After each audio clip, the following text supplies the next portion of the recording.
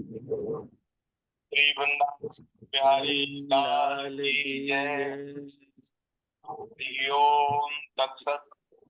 श्रीमते रामचंद्राय नमः। ओम नमः परमहंसास्वादित चरण कमल चिन्मकरंदाय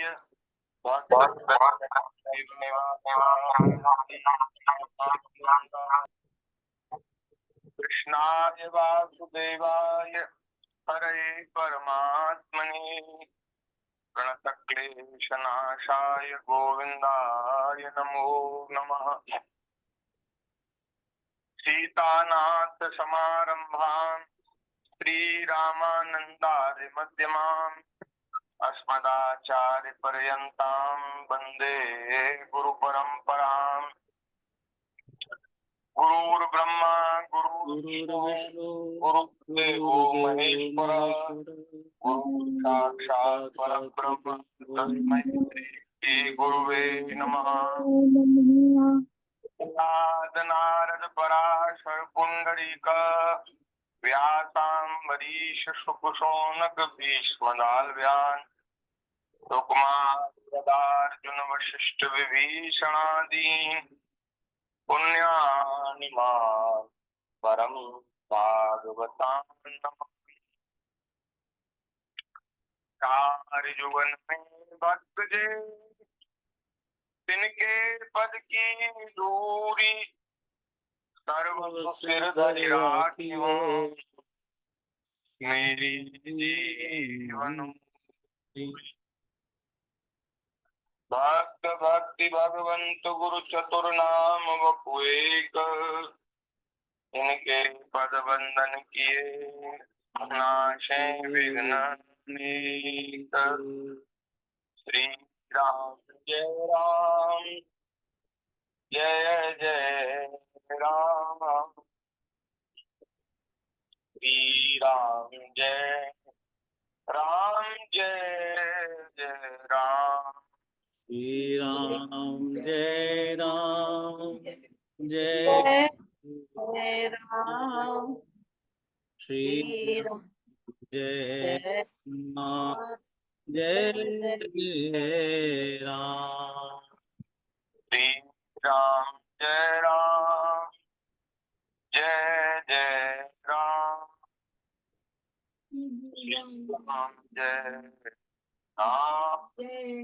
राम जय राम। श्री राम जय राम जय राम। श्री राम जय राम जय राम। सीताराम जय सीताराम सीताराम जय सीताराम। सीताराम जय सीताराम। सीताराम जय सीताराम। राधे श्याम जय राधे श्याम। राधे श्याम जय राधे श्याम। राधे श्याम जय राधे श्याम। राधे श्याम जय राधे श्याम। जय गौ माता जय गोपाल भक्त वत्सल प्रभु दीन दयाल। जय गौ माता जय गोपाल भक्त वत्सल प्रभु दीन दयाल। राम जय राम। श्री राम जय राम जय राम। श्री राम जय राम जय श्री राम जय राम जय जय राम। बोलिए श्री सीतारामचंद्र भगवान की जय। जय। श्री वृंदावन बिहारी लाल की जय। श्री राधा कृष्ण भगवान की जय। जय जी शंकर भगवान की जय। जय श्री सद्गुरुदेव भगवान की जय। जय संतन की जय। जय हरि भक्तन की जय। जय भागवत महापुराण की जय। गौ माता की जय। जय जय श्री राधे श्याम। श्याम जय जय सीताराम। जय जय श्री सीताराम महादेव की जय। नारायण नारायण नारायण। हम शरणम भक्त वांछा कल्पतरु भक्त वत्सल शरणागत वत्सल दीन बंधु दया सिंधु असंख्य कल्याण गुणगण निलय कारण करुणा उन्नालय सच्चिदानंद घन मूर्ति आनंद कंद भगवान श्री वृंदावन बिहारिणी बिहारी जी की महती कृपा कृपा से हम सभी को मनुष्य जीवन का सर्वोत्कृष्ट लाभ सत्संग श्रीमद् भागवत जी की मंगलमयी चर्चा के माध्यम से प्राप्त हो रहा है। ठाकुर जी की बड़ी कृपा है। हम सब लोग बड़े भाग्यशाली हैं जो अपने अपने घरों में बैठ करके विज्ञान के सदुपयोग से श्रीमद् भागवत जी की ये विस्तृत चर्चा हम लोग कह सुन पा रहे हैं और अपने समय को सार्थक कर रहे हैं, अपने जीवन को धन्य बना रहे हैं। नारायण श्रीमद् भागवत जी में दसम स्कंद में 40वें अध्याय में श्री अक्रूर जी के द्वारा भगवान की बड़ी सुंदर स्तुति की गई है। उस स्तुति का ही हम लोग श्रवण कर रहे थे।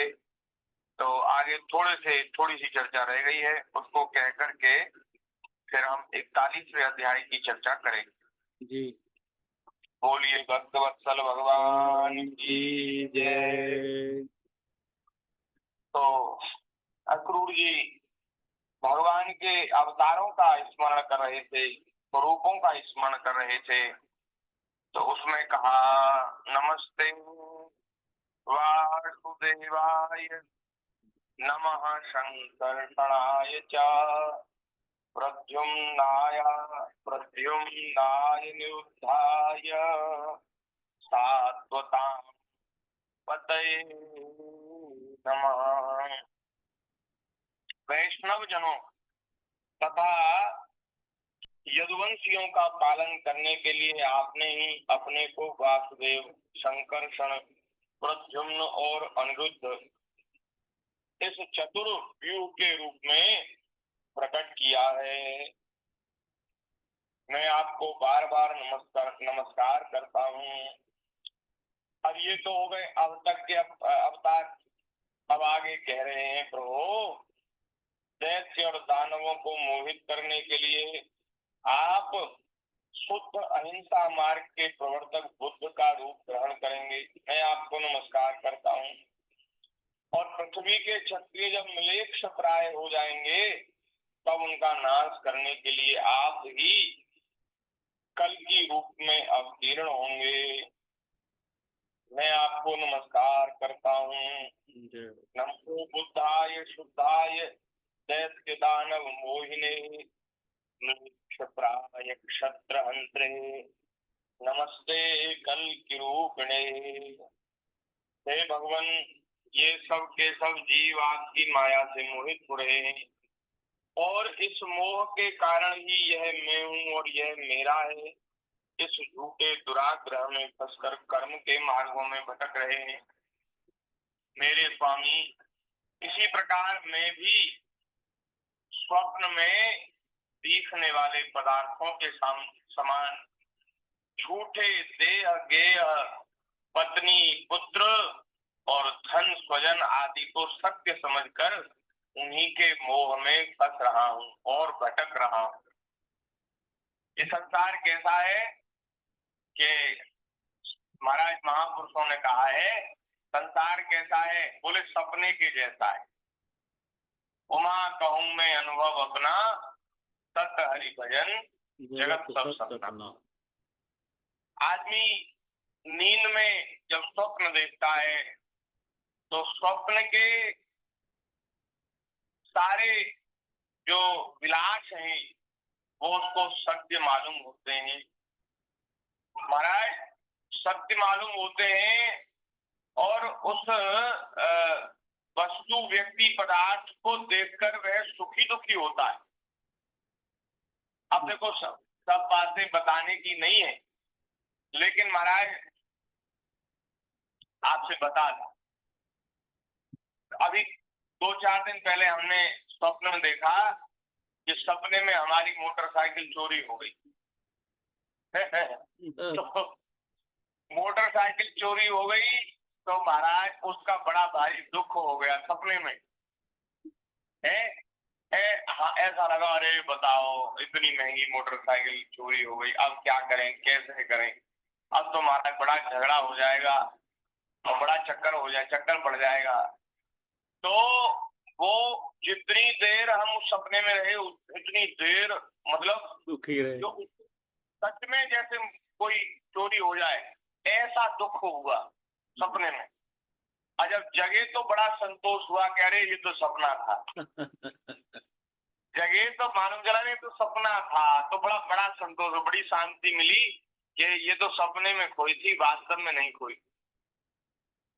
तो जैसे सपने की जो वस्तु है, सपने की जो घटना है वो सही नहीं होती, सत्य नहीं होती, असत्य होती है।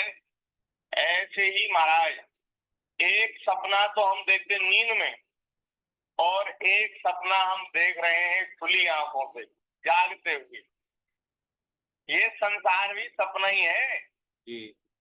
हम सोच रहे हैं कि ये सब दुनिया सच्ची है और यहाँ तो सारा जो सुख दुख है वो एकदम सत्य है। नहीं, सत्य नहीं है।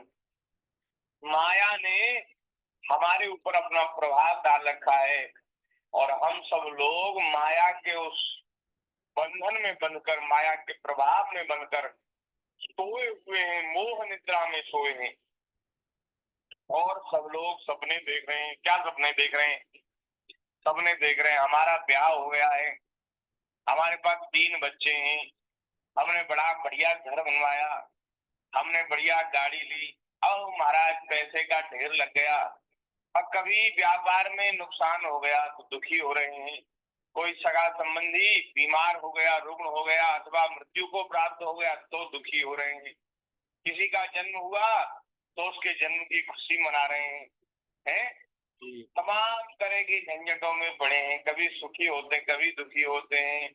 भैया जब मोह निद्रा से कोई जागेगा तो उसको पता चलेगा, अरे बताओ इन चक्करों में हम पड़े थे, ये तो सब सपना था, झूठा था।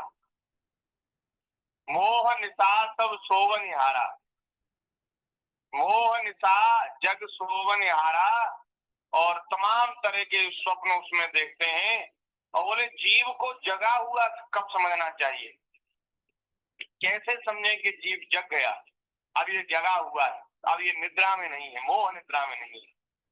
तो गोस्वामी जी ने लिखा है, जाग जानिए जब ही जीव जग जागा, जब सब विषय विलास विरागा, जानिए तब ही जीव जग जागा, जब सब विषय विलास विरागा। संसार के विषयों का जो विलास है उनसे जब वैराग्य हो जाए, वैराग्य ऐसा दिखावटी नहीं, सच्चा वैराग्य, अब हमें कुछ सुहाता ही नहीं, कुछ अच्छा ही नहीं लगता, ऐसा वैराग्य। तो जब संसार के इन विषय विलास से वैराग्य हो जाए, बड़े से बड़े विषय से भी वैराग्य हो जाए, तो समझना चाहिए कि अब हम जाग गए। कोई जो महापुरुष हैं जिन्होंने तिनके के समान तृणवत संसार के सब विषय भोगों को, सुखों को त्याग दिया है, वे महापुरुष जगे हुए हैं। वे मोह निद्रा से जग गए हैं। तो वे क्या देखते हैं? जो शंकर जी का अनुभव है वही उनका अनुभव है। भोले बाबा क्या कह रहे हैं? उमा कहूं मैं अनुभव अपना, सत हरि भजन जगत सब सपना। हे पार्वती, मैं इतने समय से संसार को देख रहा हूँ, मेरा तो ये अनुभव है कि संसार सब स्वप्न के समान दिखता है और उस संसार में हरि भजन ही सत्य है। इस झूठे संसार में भगवान का भजन ही सत्य है और सब झूठा है। तो अक्रूर जी क्या कह रहे हैं? प्रभु, मैं आपकी माया से मोहित होकर के मोह निद्रा में सो रहा था और यह मैं हूँ और यह मेरा है। सपने में जैसे हम लोग मान लेते हैं, इस झूठे दुराग्रह में फंसकर कर्मों के मार्ग में भटक रहा हूँ। कर्म मार्ग में भटक रहा था मेरे स्वामी। इसी प्रकार मैं भी स्वप्न में दिखने वाले पदार्थों के समान झूठे देह, गेह, पत्नी, पुत्र और धन स्वजन आदि को सत्य समझकर उन्हीं के मोह में फंस रहा हूँ और भटक रहा हूँ। जब यहाँ हमारा जो संस्कार है, यहाँ जितने दिन रहना है संसार में, जितने दिन का हमारा यहाँ रहने का विधान है, वो पूरा हो जाएगा और यहाँ से हमें जाना पड़ेगा। तब बताओ, यहाँ की कौन सी चीज जिसको हम सत्य मान रहे हैं, जिसको हम बहुत महत्व दे रहे हैं, ऐसी कौन सी चीज है जो हमारे साथ होगी? मृत्यु के समय कुछ भी साथ नहीं रहेगा।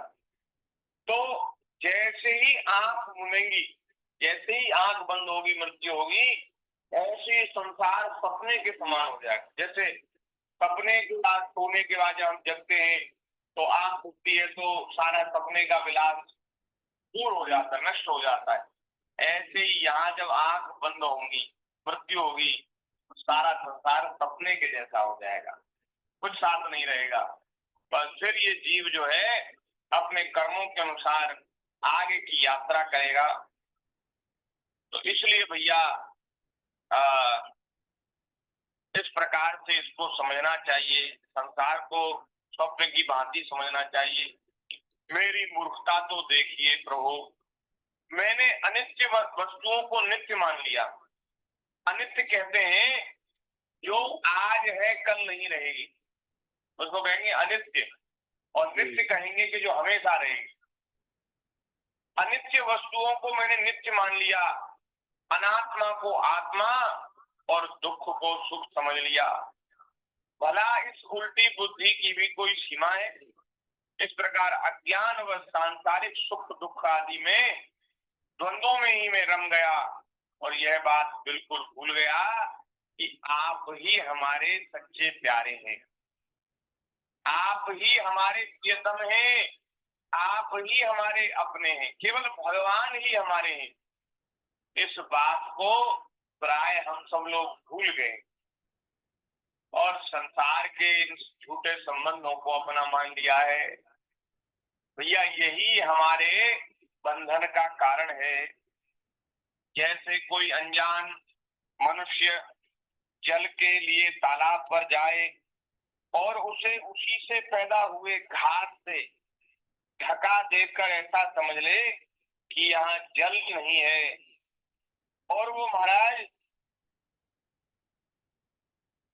सूर्य की किरणों में जो झूठ मूठ जल की प्रतीति होती है, वहां उस जल को प्राप्त करने के लिए दौड़ पड़े।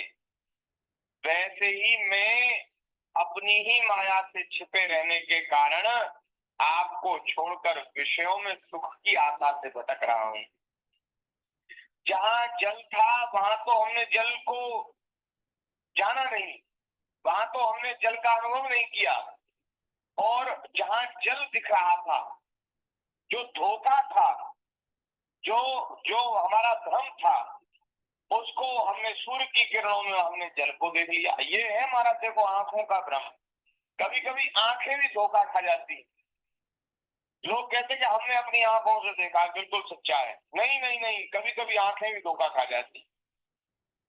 जहां जल है तालाब में, वहां घास से जल ढक गया, वहां जल दिखता नहीं। और सूर्य की किरणें पड़ती हैं चिकनी रोड पर अथवा बालू में, तो वहां ऐसा लगता है कि जल है। बताओ, आंखें धोखा खा जाती। तो ऐसे ही भगवान ने अपनी अपनी माया से अपने आप को ढका हुआ है। तो भगवान जहाँ है, जहाँ सुख है, जहाँ आनंद है, वहां तो हम आनंद का अनुभव करते नहीं है।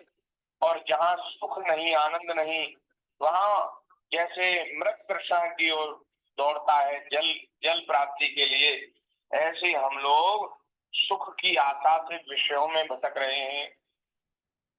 विषयों में सुख नहीं है, केवल ऐसा भ्रम होता है कि ये विषय भोग हमको प्राप्त हो जाएंगे तो हम सुखी हो जाएंगे।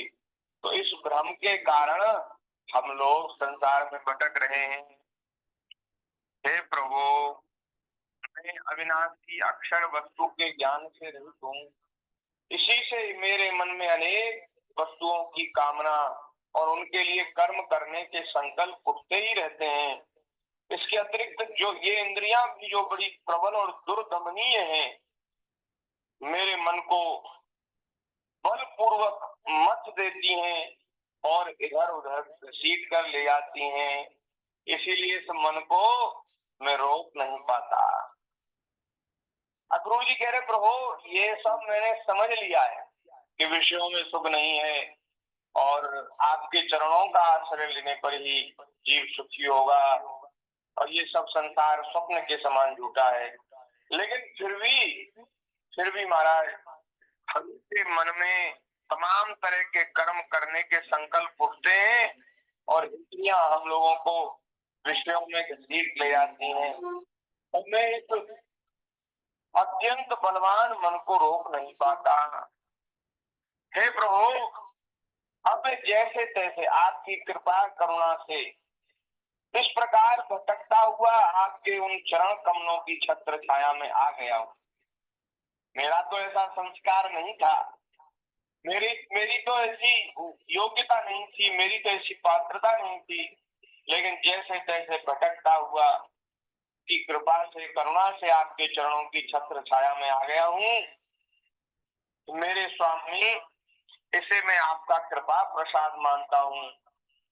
जब जीव के संसार से मुक्त होने का समय आता है, तब महाराज उस जीव की चित्त वृत्ति आप में लगती है। तो लगता है कि अब अपना अटकना भटकना पूरा हो गया, अब हमें भटकना नहीं पड़ेगा, क्योंकि अब हमें आपके चरण कमल प्राप्त हो गए। बोलिए भक्त वत्सल भगवान की जय। प्रभु, आप वासुदेव हैं, आप ही समस्त जीवों के आश्रय हैं, आप ही बुद्धि और मन के अधिष्ठात्र देवता ऋषिकेश, प्रद्युम्न और अनिरुद्ध हैं। मैं आपको बार बार नमस्कार करता हूँ। प्रभु, आप लोग शरणागत की रक्षा कीजिए, रक्षा कीजिए। नमस्ते वासुदेवाय सर्वभूतक्षयाय च ऋषिकेश नमस्तुभ्यं प्रपन्नं पाहि मां प्रभो। प्रभु, रक्षा कीजिए। बोलिए भक्त वत्सल भगवान की जय। इस प्रकार 40वें अध्याय में ये 40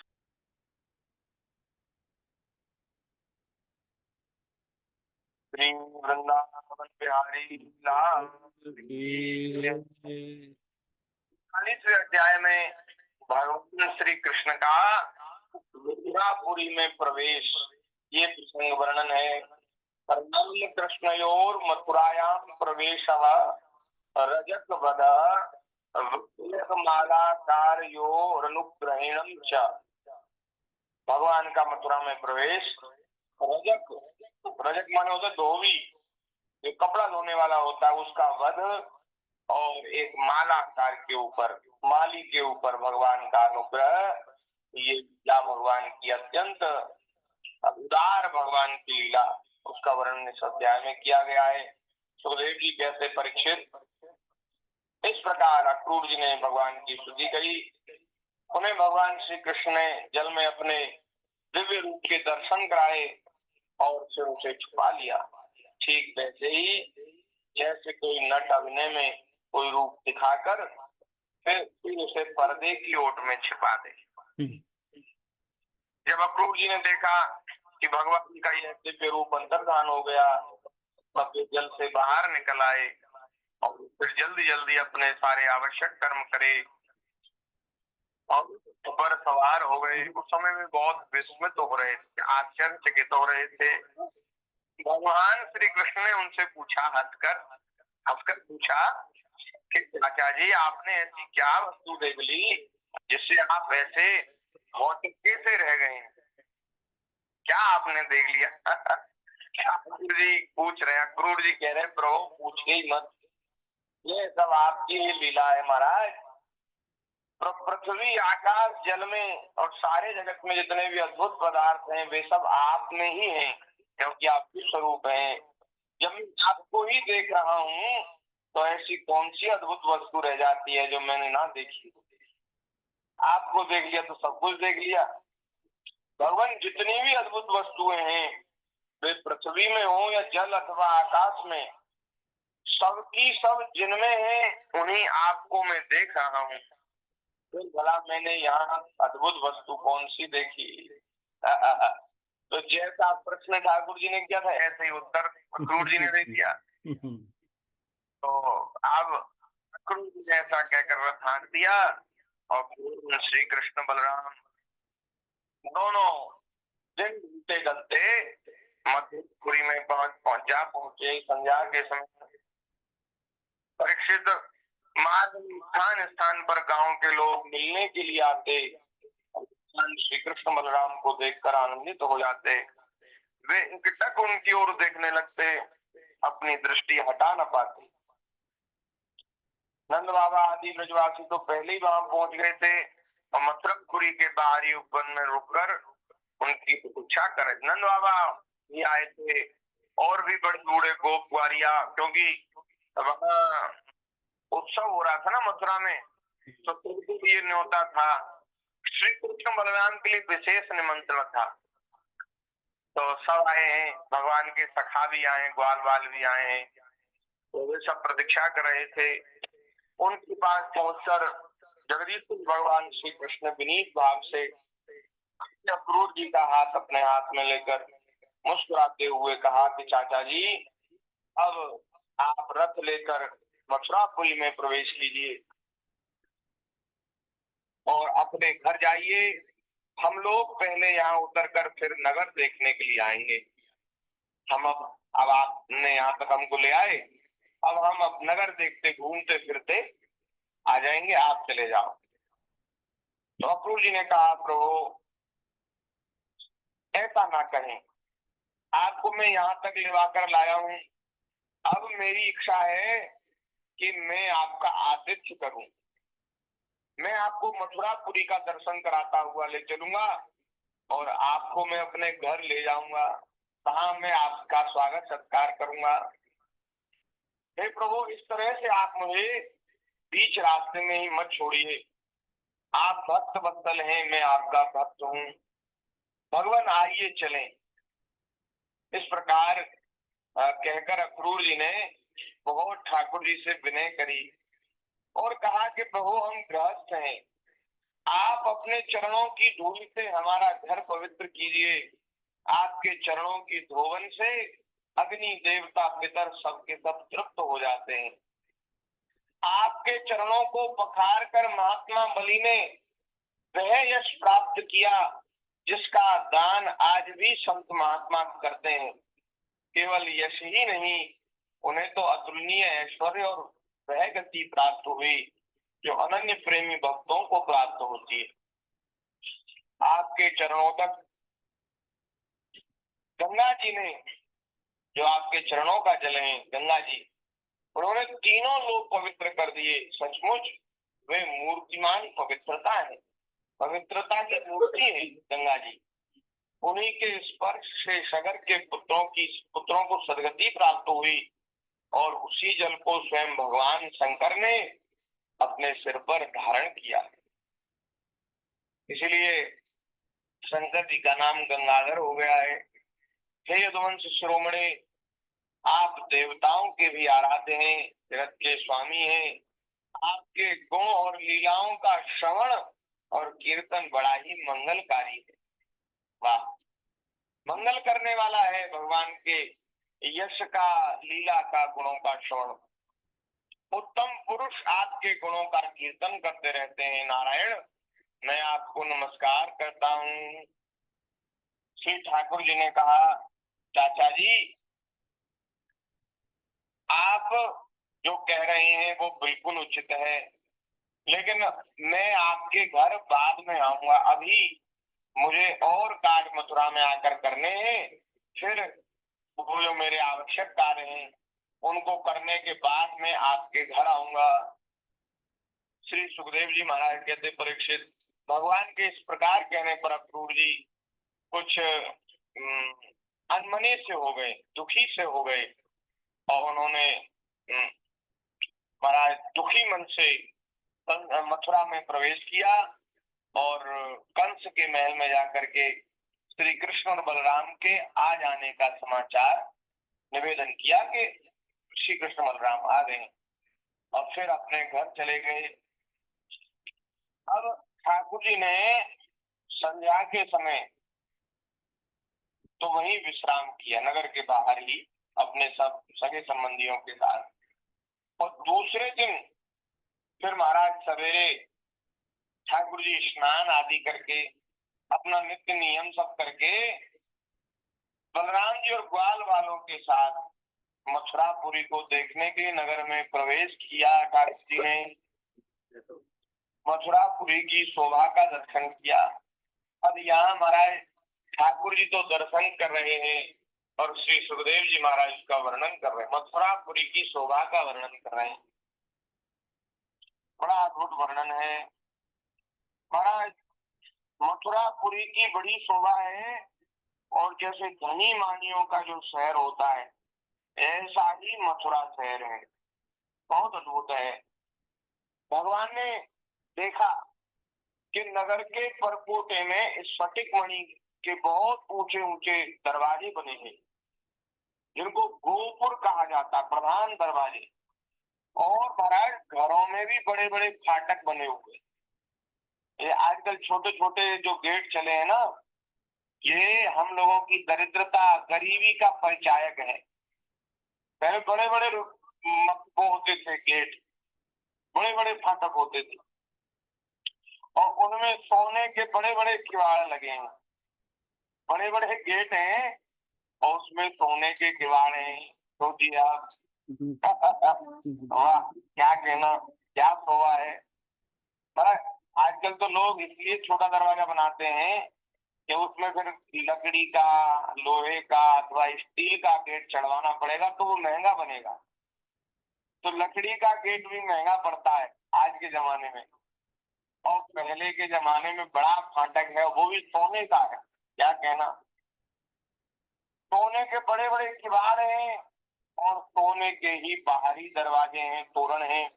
नगर के चारों ओर तांबे और पीतल की चार दीवारी बनी, ईंट पत्थर का काम नहीं है महाराज, तांबे और पीतल की चार दीवारी बनी हुई है चारों तरफ, परकोटा जिसको कहते हैं। और फिर उस दीवार के चारों तरफ खाई है। खाई के कारण कहीं से उस नगर में प्रवेश करना बहुत कठिन है। केवल जो दरवाजे हैं वहीं से उसमें आया जा सकता है। स्थान स्थान पर सुंदर सुंदर उद्यान और रमणीय उपवन शोभायमान है।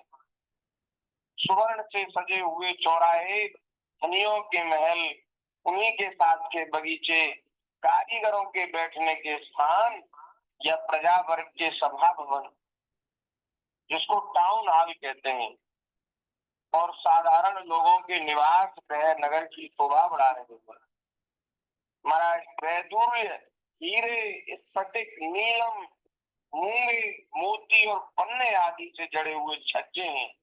छज्जे उसको कहते हैं जैसे रेलिंग, आजकल स्टील की रेलिंग बनवाते हैं, लोहे की रेलिंग बनाते हैं। महाराज नीलम की, मूंगे की, हीरे मोती की छज्जे बने हुए, क्या कहना।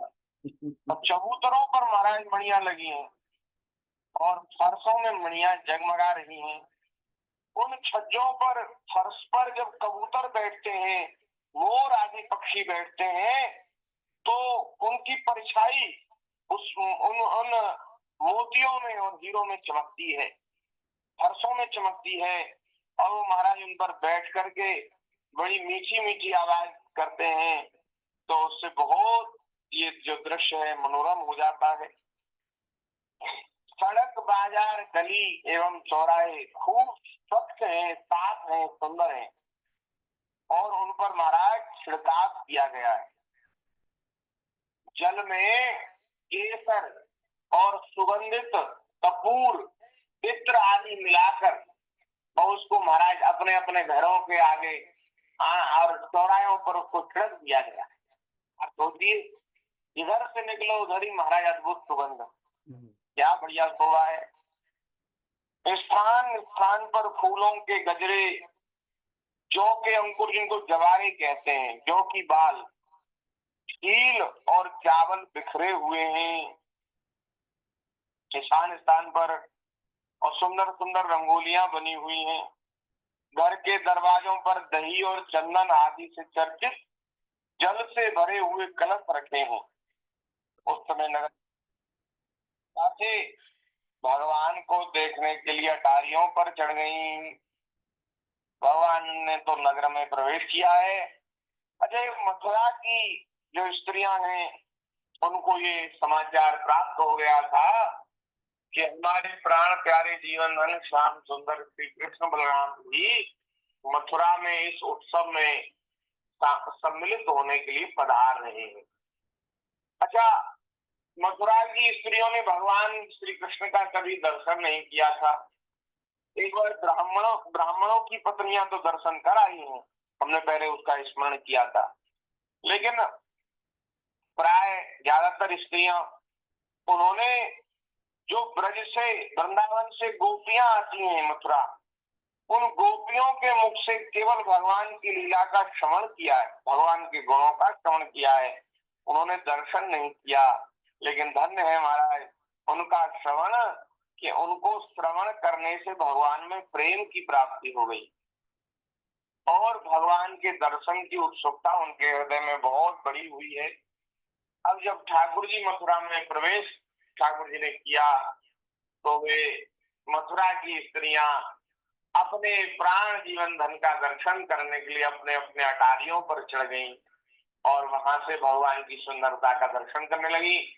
किस प्रकार से दर्शन किया है उसकी चर्चा भगवान की दया से हम आगे करेंगे। आज के सत्संग को यहीं विराम। थोड़ी देर भगवान के नाम का संकीर्तन कर लें। गोविंद जय जय गोपाल जय जय, गोविंद जय जय गोपाल जय